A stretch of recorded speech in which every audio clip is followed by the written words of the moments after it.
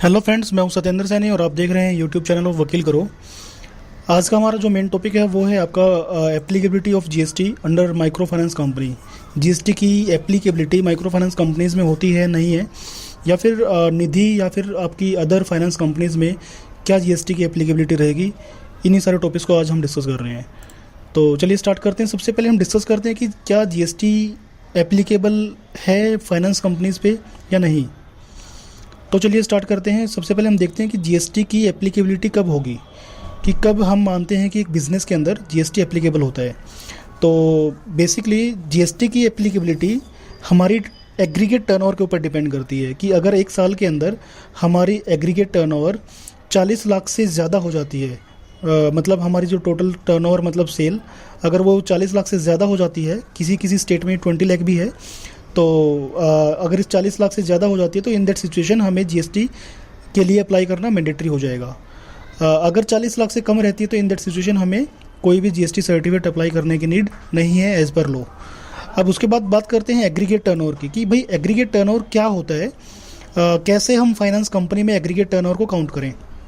सबसे मेन बात आती है कि हम फाइनेंस कंपनीज़ में इंटरेस्ट चार्ज करते हैं और वही हमारा मेन सोर्स ऑफ इनकम होता है। तो एग्रीगेट टर्नओवर फाइनेंस कंपनी में अगर देखा जाए तो एक तरीके से इंटरेस्ट होता है, बट जीएसटी लॉ के हिसाब से यहाँ पे इंटरेस्ट को एक्सक्लूड किया जाता है। मतलब इंटरेस्ट एग्रीगेट टर्नओवर का पार्ट नहीं होता। हम जो अदर फीस चार्ज करते हैं लाइक इंटरेस्ट या फिर कोई अदर रिसिप्ट्स है ना, तो वो बेसिकली हमारी सारी टर्नओवर में काउंट होती हैं।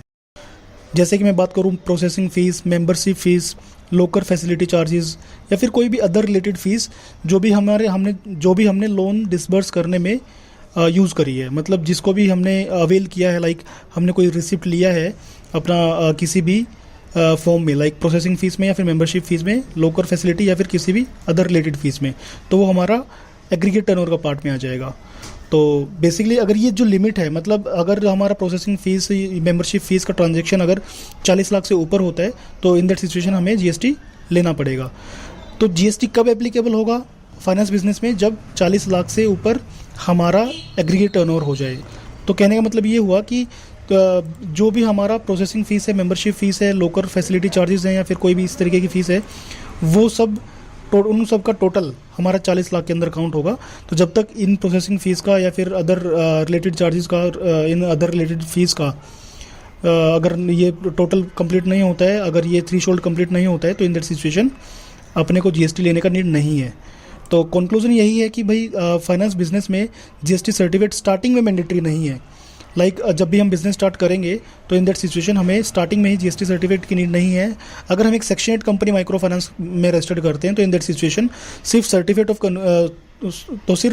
ऑफ इनकॉर्पोरेशन के बेसिस पे ही हम अपने बिजनेस को ऑपरेट कर सकते हैं, स्टार्ट कर सकते हैं, और इसी सर्टिफिकेट के बेसिस पे हम अपना बैंक में भी करंट अकाउंट भी ओपन करा सकते हैं। तो स्टार्टिंग में हमें कोई भी जीएसटी सर्टिफिकेट लेने की नीड नहीं है अगर हम कोई फाइनेंस बिजनेस लाइक निधि कंपनी या फिर माइक्रो फाइनेंस कंपनी ओपन कर रहे हैं। तो आगे इसी सेक्शन 8 माइक्रो फाइनेंस में हम कुछ नेक्स्ट टॉपिक्स को भी देखेंगे कि इंटरेस्ट रेट ऑफ लोन क्या है एंड कितने टाइप के loan section 8 micro finance company दे सकती है।